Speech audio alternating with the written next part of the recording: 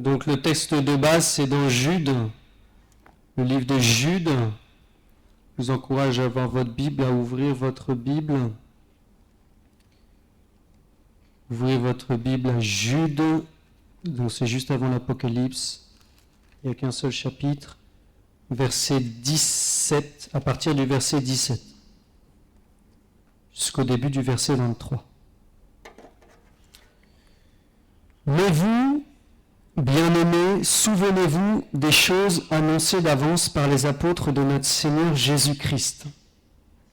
Ils vous disaient qu'au dernier temps, il y aurait des moqueurs, marchant selon leur convoitise impie. Ce sont ceux qui provoquent des divisions, hommes sensuels et n'ayant pas l'esprit. Pour vous, bien-aimés, vous édifiant vous-même sur votre très sainte foi et priant par le Saint-Esprit, maintenez-vous dans l'amour de Dieu en attendant la miséricorde de notre Seigneur Jésus-Christ pour la vie éternelle. Reprenez les uns ceux qui contestent, sauvez-en d'autres en les arrachant du feu.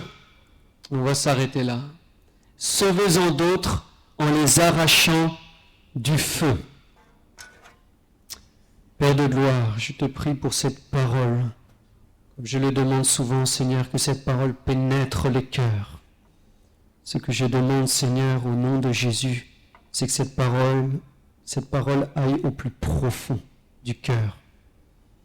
Que peut-être elle nous fasse pleurer des larmes de repentance, mais qu'elle puisse produire du fruit qui demeure, parce que tu veux que notre fruit demeure. Au nom de Jésus. Amen. Amen. Le titre de cette exhortation est inspiré du verset... Ah, c'est bien, tu l'as en anglais aussi. C'est bien fait, ça. Le titre de notre exhortation, ça vient du verset 21, qui dit « Maintenez-vous dans l'amour de Dieu ». Et j'ai intitulé cette exhortation « Maintenir un amour ardent pour les perdus ».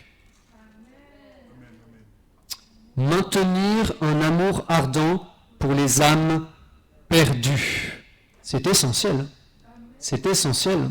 Certains ont oublié, ont abandonné leur premier amour.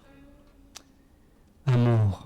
Donc, comment maintenir un amour ardent pour les perdus? Alors, je vais commencer en commentant un petit peu le passage.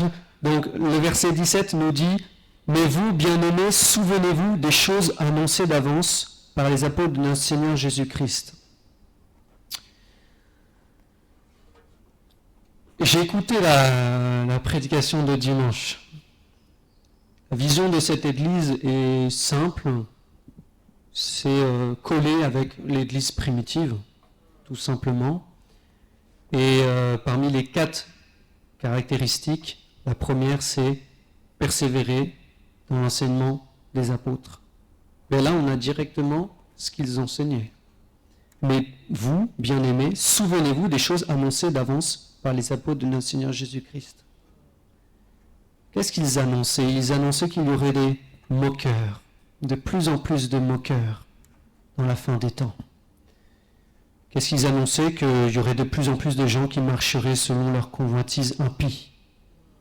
Ils provoqueraient des divisions, qu'il y aurait des hommes sensuels, n'ayant pas l'esprit. Voilà ce que les apôtres annonçaient déjà de leur temps. De plus en plus de moqueurs. Et la Bible nous dit de persévérer dans l'enseignement des apôtres. Donc on doit vraiment être conscient qu'il y aura de plus en plus de moqueurs et qu'on doit en faire face à cela. C'est pour ça que Jude dit qu'il faut se maintenir dans l'amour de Dieu. Parce qu'il y aura de plus en plus d'opposition, de plus en plus de moqueurs. Il faudra vraiment qu'on ait un grand amour pour continuer de les aimer. Pour continuer de les aimer. Aimez vos ennemis, a dit le Seigneur Jésus. Alors, les apôtres annonçaient cela, donc là Jude l'a dit, et la Bible confirme parce que dans 2 Pierre chapitre 3, Pierre l'a aussi annoncé. 2 Pierre chapitre 3 au verset 1, il a dit « Voici déjà, bien-aimés, la seconde lettre que je vous écris, dans l'une et dans l'autre, je cherche à éveiller par des avertissements votre saine intelligence, afin que vous vous souveniez des choses annoncées d'avance par les saints prophètes et du commandement du Seigneur et Sauveur, enseigné par vos apôtres, sachant avant tout que, dans les derniers jours, il viendra des moqueurs, avec leur raillerie, marchant selon leur propre convoitise. Donc c'est exactement la même chose que dit Jude. Ils étaient tous en accord. Ils étaient tous en accord.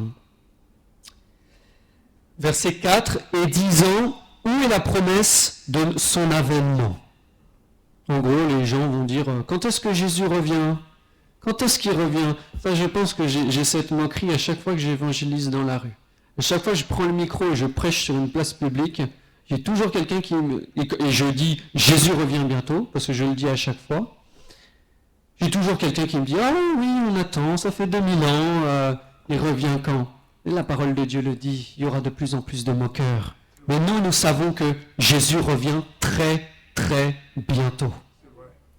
Très, très, très bientôt. Et si tu doutes de cela, relis ta Bible. Relis la Bible. Relis la fin de l'Apocalypse, où il est dit que l'Esprit et l'Épouse disent « Viens, Maranatha, viens Jésus ». Jésus revient très bientôt. Le diable veut nous faire croire que c'est pas que ça fait 2000 ans qu'il ne reviendra pas, mais Jésus revient très bientôt. Et plus tard dans ce passage de 2 Pierre chapitre 3, au verset 9, le Seigneur ne tarde pas dans l'accomplissement de la promesse de son retour, comme quelques-uns le croient. Mais il use de patience envers vous, ne voulant pas qu'aucun périsse, mais voulant que tous arrivent à la repentance. Le Seigneur ne tarde pas, le Seigneur Jésus va revenir très bientôt, mais il patiente, il est tellement bon, il patiente parce qu'il ne veut pas que les gens se perdent, mais il veut que tous arrivent à la repentance. La repentance. T'es-tu repenti de tes péchés? Et as-tu mis ta foi en Jésus? Si ce n'est toujours pas le cas, aujourd'hui, repens-toi de tes péchés et mets ta foi en Jésus pour obtenir le pardon des péchés.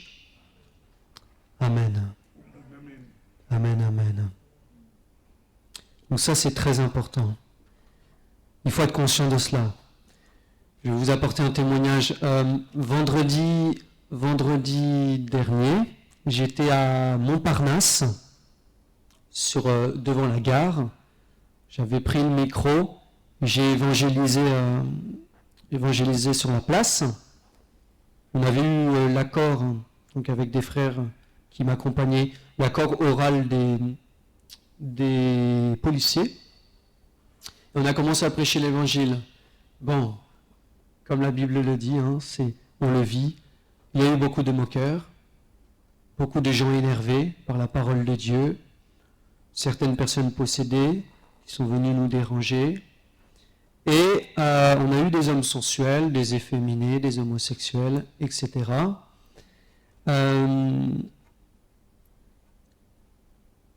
Et ça chauffait un moment. je le dis, ça chauffait en fait.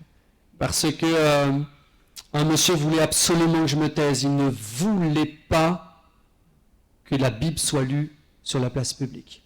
Il ne voulait pas.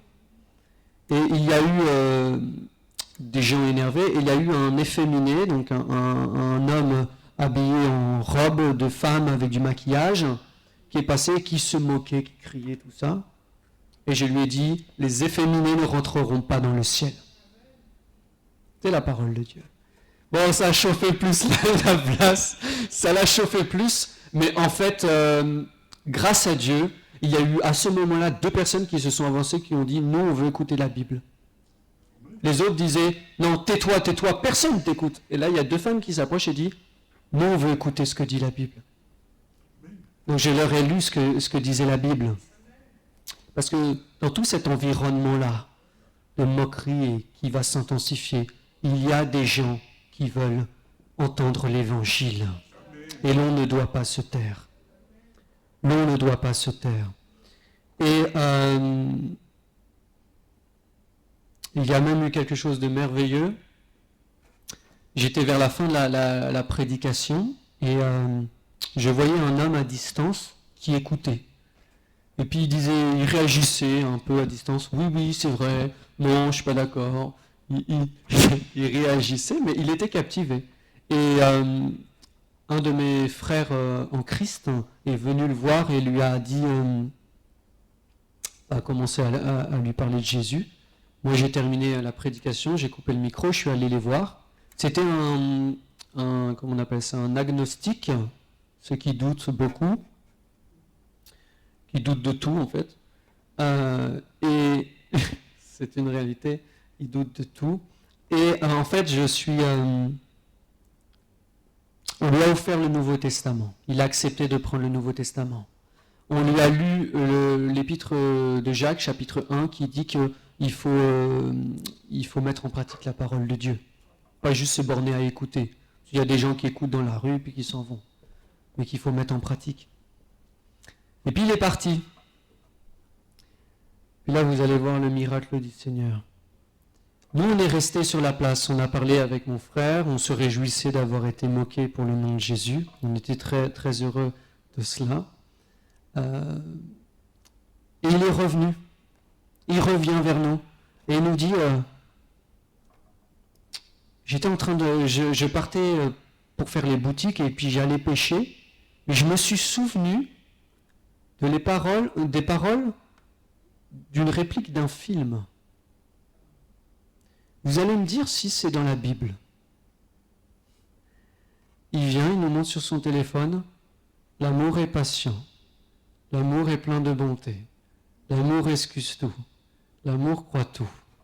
Nous, on le sait, c'est dans Corinthiens chapitre 13. Je vais le lire d'ailleurs après. Lui, il ne savait pas. On ne lui avait pas parlé de ce passage-là, de l'amour. Et là, on prend le Nouveau Testament qu'on lui a offert et on commence à lire devant ses yeux en Corinthiens 13. Là, il est époustouflé. Il se dit, mais c'est vraiment ça. C'est vraiment ce qu'il y a dans le film. Et cette séquence du film m'avait touché. Et il dit, même dans la Bible, c'est encore plus beau.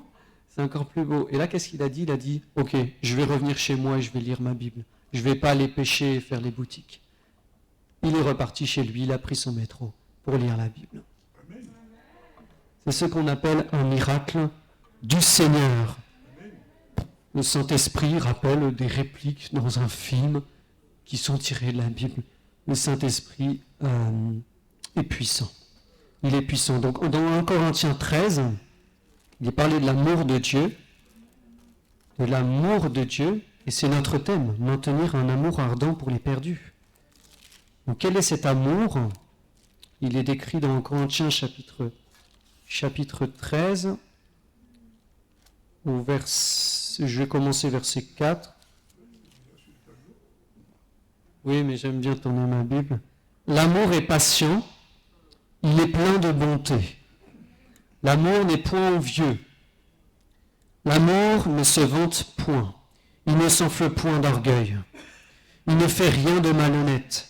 Il ne cherche point son intérêt. Il ne s'irrite point. Il ne soupçonne point le mal. Il ne se réjouit point de l'injustice, mais il se réjouit de la vérité. Il excuse tout, il croit tout, il espère tout, il supporte tout.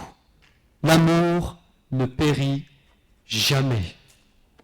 C'est de cet amour-là qu'on doit être animé pour nos frères et sœurs et pour les perdus, surtout.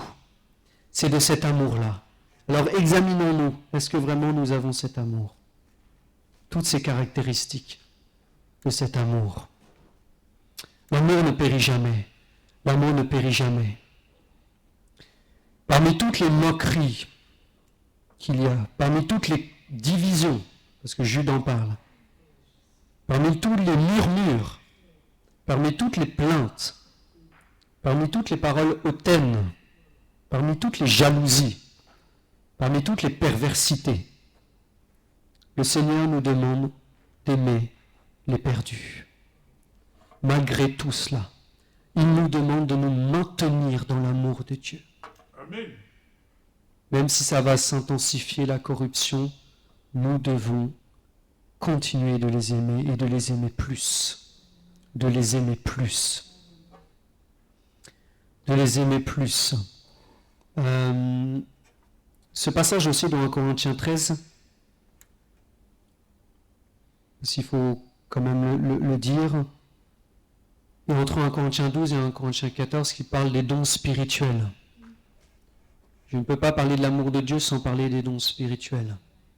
Parce que les dons spirituels sont un vecteur puissant de l'amour de Dieu. Dans le verset 8, il est dit, oui c'est ça, le verset 8, il dit, « Les prophéties prendront fin, les langues cesseront, la connaissance disparaîtra. Car nous connaissons en partie, nous prophétisons en partie. Mais quand ce qui est parfait sera venu, ce qui est partiel disparaîtra. » Un peu plus loin, il est dit, « Aujourd'hui, nous voyons au moyen d'un miroir d'une manière obscure, mais alors nous verrons face à face. Aujourd'hui, je connais en partie, mais alors je connaîtrai comme j'ai été connu. Maintenant donc, ces trois choses demeurent, la foi, l'espérance, l'amour. Mais la plus grande de ces choses, c'est l'amour. Recherchez l'amour, aspirez aussi aux dons spirituels, mais surtout à celui de prophétie. De prophétie. Le Seigneur nous dit de rechercher l'amour, mais aussi d'aspirer aux dons spirituels.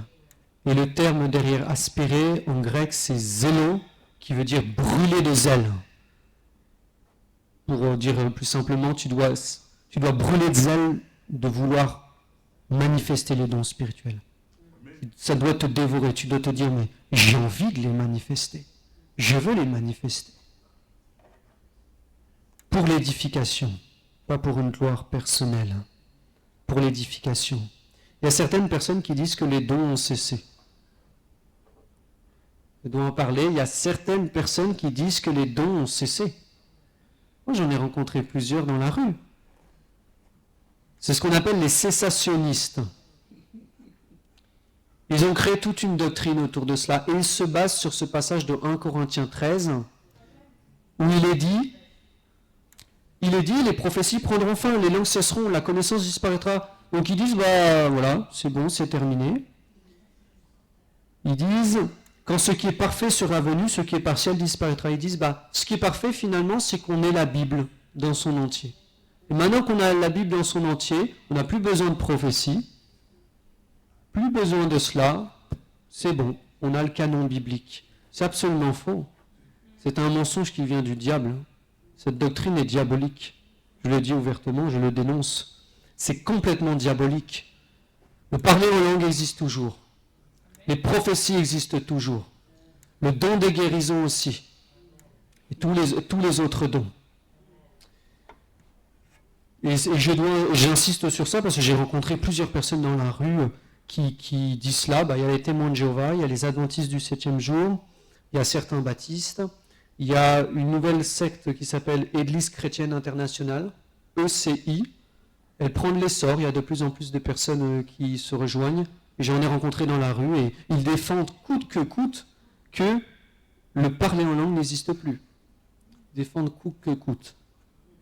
Mais pourtant, la parole de Dieu nous dit que Paul priait en langue plus que tout le monde. Et la parole de Dieu nous exhorte à prier en langue. À prier en langue. Pourquoi ? Celui qui prie en langue s'édifie lui-même. Mais j'ai lu que dans la fin des temps, il y aura de plus en plus de moqueurs, de plus en plus de railleurs. On va vivre de plus en plus de tribulations. Comment on va faire pour s'édifier si on ne prie pas en langue ? La parole de Dieu est là, mais c'est essentiel de prier en langue, dans les temps dans lesquels on est. Amen, amen. Même la Bible dit dans le 1 Corinthiens 14, la parole de Dieu dit, 1 Corinthiens 14, verset 14, « Car si je prie en langue, mon esprit est en prière, mais mon intelligence demeure stérile. Que faire donc ? Je prierai par l'esprit, mais je prierai aussi avec l'intelligence. Je chanterai par l'esprit, mais je chanterai aussi avec l'intelligence. » Autrement, si tu rends grâce par l'Esprit, comment celui qui est dans les rangs de l'homme du peuple répondra-t-il Amen à ton action de grâce, puisqu'il ne sait pas ce que tu dis? Tu rends, il est vrai, d'excellentes actions de grâce, mais l'autre n'est pas édifié. Je rends grâce à Dieu de ce que je parle en langue plus que vous tous. Mais dans l'Église, j'aime mieux dire 5 paroles avec mon intelligence, afin d'instruire aussi les autres, que 10 000 paroles en langue. Ce passage nous montre qu'il faut prier en langue beaucoup plus dans notre recueillement personnel, avec le Seigneur, et quand on est dans l'assemblée, il faut beaucoup plus prier dans notre langue maternelle, à moins d'avoir une interprétation. Je dis cela, pourquoi je dis cela? Parce que c'est complètement lié à notre passage dans Jude. Tout est cohérent quand même. Dans Jude, chapitre 20, il est dit, « Pour vous, bien-aimés, vous édifiant vous-même sur votre très sainte foi et priant par le Saint-Esprit. » Donc voilà pourquoi je parle de ce passage-là. Là, il est question de la prière en langue. On l'a lu même dans Corinthiens 14, il est dit, car si il est dit, je prierai par l'esprit et je prierai aussi avec l'intelligence. Donc Jude, là, il nous exhorte à prier en langue, à nous édifier nous-mêmes pour pouvoir nous maintenir dans l'amour de Dieu. Pour pouvoir nous maintenir dans l'amour de Dieu. J'ai écrit quand même des questions pour qu'on réfléchisse. Prions-nous en langue quotidiennement.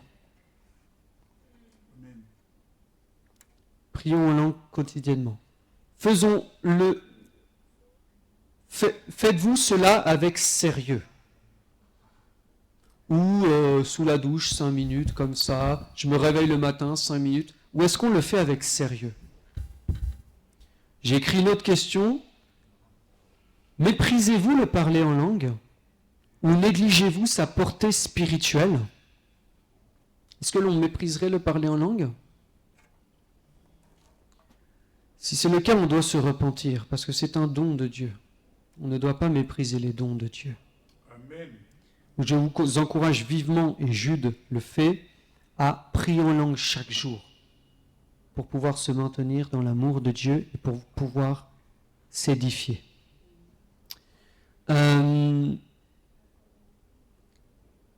Maintenir un amour ardent pour les perdus. Pour les perdus. Vous voyez que le mot, c'est marqué maintenir. Ça veut dire qu'on l'a déjà, cet amour. Mais la réalité, c'est qu'il y en a qui ne l'ont pas. Il y a des chrétiens qui n'ont pas l'amour pour les perdus, qui ne pensent pas aux perdus, qui ne prient pas pour les âmes perdues, ou qui l'ont, mais qui avaient cet amour, mais qui ne l'ont plus, comme les Éphésiens qui avaient abandonné leur premier amour. Donc ce passage-là nous dit « maintenez-vous dans l'amour de Dieu », mais donc il faudrait peut-être le retrouver. Peut-être retrouver cet amour pour les perdus. Alors comment retrouver cet amour pour les perdus? On a la réponse dans Éphésiens. Dans Éphésiens chapitre 5. Dans Éphésiens chapitre 5, la parole de Dieu nous dit, au verset 14, « C'est pour cela qu'il est dit, réveille-toi, toi qui dors. Relève-toi d'entre les morts, et Christ t'éclairera. » Celui qui a perdu l'amour pour les perdus, il doit se réveiller.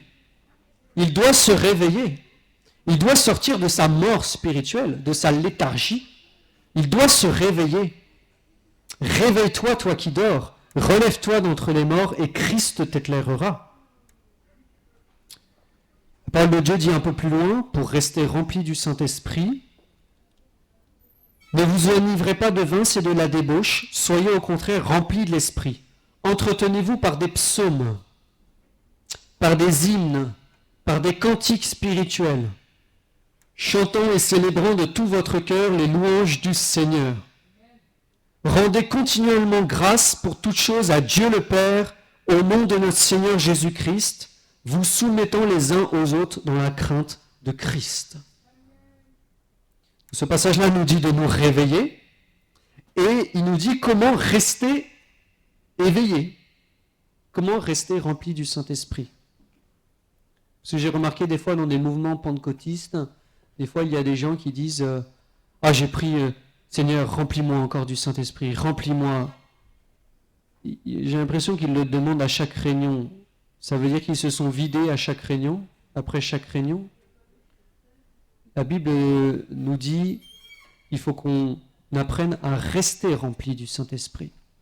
Pas à demander tout le temps d'être rempli du Saint-Esprit, mais à rester rempli du Saint-Esprit. Et pour rester rempli du Saint-Esprit, il faut s'entretenir par des psaumes, chanter des cantiques. C'est une bonne chose, ma sœur Hermine, que tu mettes des chants le matin. Continue de mettre des chants le matin, c'est biblique. S'entretenir par des chants, des psaumes. Rendre grâce à Dieu. Remercier le Seigneur en tout temps. C'est comme cela qu'on reste rempli du Saint-Esprit. Et nous soumettre aux autres dans la crainte de Christ, c'est comme cela aussi qu'on reste rempli du Saint-Esprit. Reste rempli du Saint-Esprit. S'entretenir par des cantiques. Je veux parler de cela quand même. Il faut faire très attention aux musiques que l'on écoute. Aux musiques soi-disant chrétiennes aujourd'hui que les gens écoutent. Mais quand on regarde les paroles, c'est très vide. C'est très vide. Ou certains styles, par exemple le rap chrétien, entre guillemets. Le rap chrétien n'est pas du tout biblique. Non, non, non. Mais aujourd'hui, on invente des nouvelles choses, le rock chrétien, même le métal chrétien. Cela n'a rien à voir avec un bon cantique inspiré par le Saint-Esprit. Et c'est ces cantiques-là qui nous remplissent du Saint-Esprit, pas ces nouveautés. Ouais, je vais le dire. Le métal, c'est diabolique. Et le rock, c'est diabolique. Un jour, j'ai rencontré quelqu'un dans un Leclerc en grande surface et un monsieur avait sur son t-shirt une croix de Jésus avec un sens interdit dessus. En gros, ça veut dire la croix bannie. Et en dessous, c'est écrit « Bad Religion », mauvaise religion. C'était ça son t-shirt. Moi, j'ai vu ça. Premièrement, ça m'a choqué. Ça commençait à bouillonner en moi. Je me suis dit, je vais aller le voir. Je suis allé voir la personne. Je suis resté calme. Hein. Je lui ai juste posé la question, monsieur, pourquoi vous avez mis ce t-shirt? Il me dit, oh ben non, ce matin j'ai juste pris un t-shirt que j'avais là. Mais c'est comme ça. Je lui ai dit, votre t-shirt m'offense. Je suis chrétien, votre t-shirt m'offense. Et là il me répond, ah mais moi je suis chrétien aussi. On vit dans un monde à l'envers. Il me dit, mais moi je suis catholique, j'ai été baptisé, communié, tout ça, tout ça. Je lui dis, mais regardez votre t-shirt. Mais vous êtes clairement contre la croix de Christ. Il me dit, non, je l'ai eu dans un festival de métal, je l'ai acheté. Je l'ai acheté. Et puis bon, il commençait à s'énerver de plus en plus, donc je l'ai laissé, je suis parti. Mais voilà, le diable utilise des moyens comme ça, le métal, le rock, pour que les gens se rebellent contre Dieu. Il faut le savoir, hein, faut en être clair. Quelqu'un qui écoute le métal, c'est très difficile pour lui de se convertir, parce qu'il y a des puissances diaboliques derrière, des vraies puissances. Et la Bible parle de cela, les ennemis de la croix de Christ. Dans Philippiens chapitre 3, la Bible en parle, au verset 18. Philippiens chapitre 3, verset 18. Car il y en est plusieurs qui marchent en ennemis de la croix de Christ. Cet homme était un exemple, et il y en a plein d'autres. Je vous en ai souvent parlé, et j'en parle maintenant encore en pleurant. C'est Paul qui parle. Les ennemis de la croix de Christ. Qu'est-ce que c'est la croix de Christ? C'est la preuve ultime de l'amour de Dieu pour les hommes. Dieu a mis le comble à son amour en envoyant son Fils unique Jésus mourir pour nous des pécheurs, des impies, des hommes mauvais. La Bible dit dans 1 Jean chapitre 4, « Celui qui n'aime pas n'a pas connu Dieu, car Dieu est amour. L'amour de Dieu a été manifesté envers nous, en ce que Dieu a envoyé son Fils unique dans le monde, afin que nous vivions par lui. Et cet amour consiste, non point en ce que nous avons aimé Dieu, mais en ce qu'il nous a aimés et a envoyé son Fils comme victime expiatoire pour nos péchés. » C'est ça la croix de Jésus. C'est la preuve ultime de l'amour de Dieu, du Père, pour nous, des pécheurs.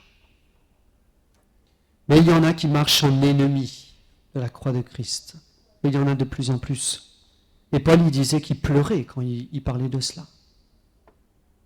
Le thème, toujours, c'est maintenir un amour ardent pour les perdus.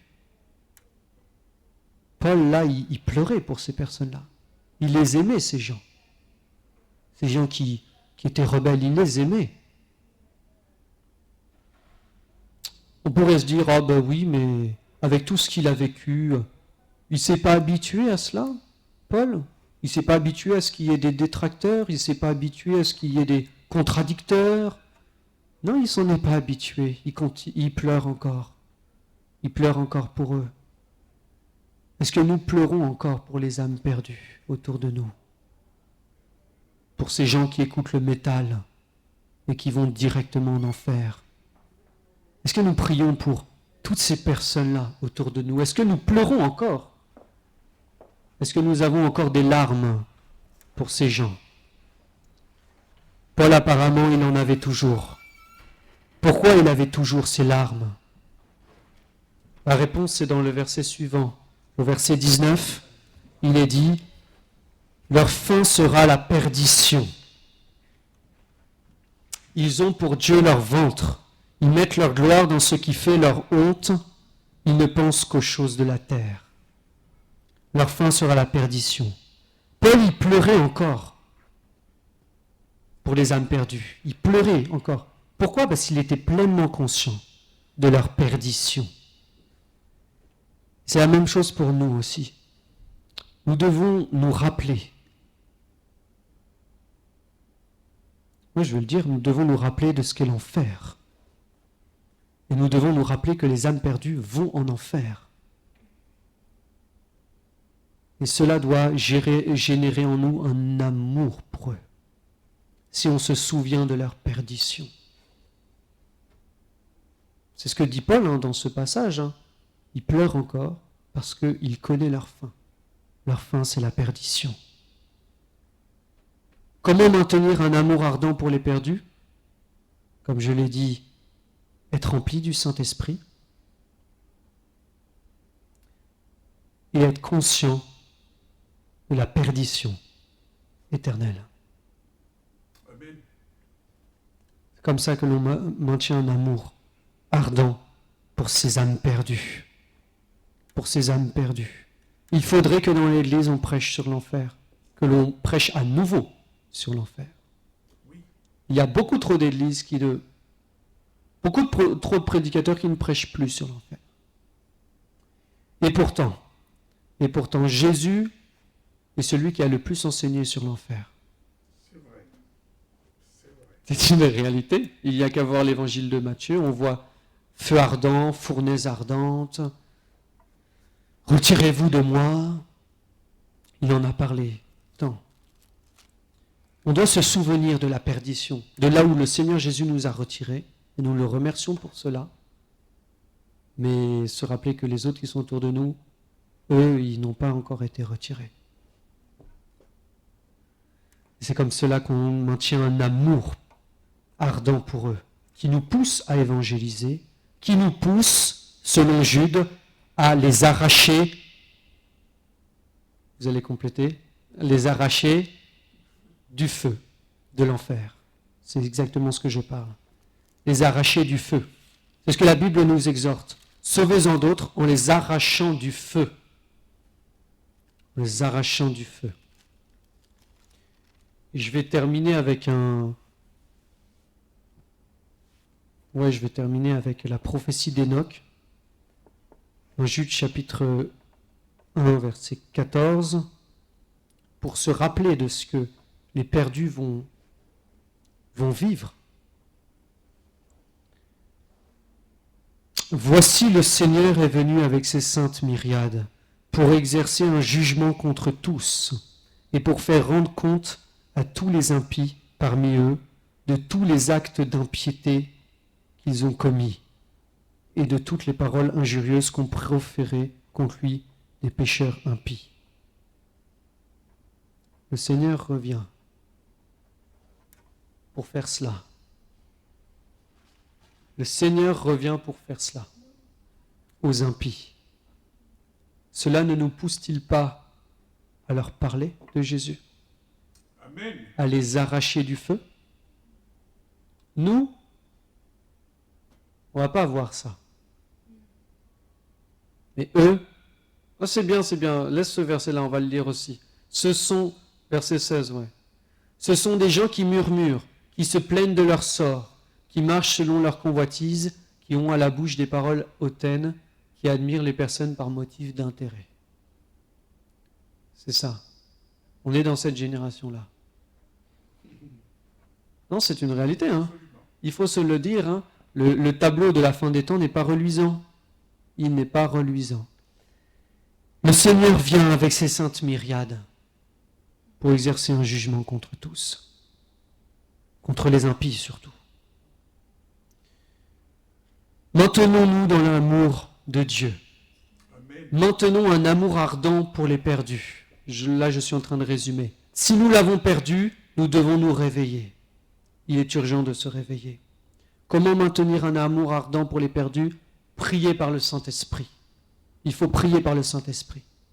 Et il faut se souvenir de leur perdition. Amen. Se souvenir de leur perdition. Et cela nous pousse à les évangéliser pour les arracher de la géhenne. Amen. Amen. Amen. Amen. Je vais prier pour terminer. On va prier tous ensemble par rapport à ce message. On va prendre quelques minutes, s'examiner, voir où on en est. Amen. Amen. Alléluia.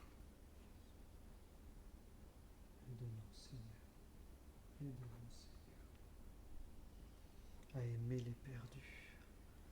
Aide-nous, Seigneur, à aimer encore plus les perdus, ces âmes perdues. C'est ce que tu nous as demandé, Seigneur. Tous ces gens qui se dirigent tout droit vers le feu.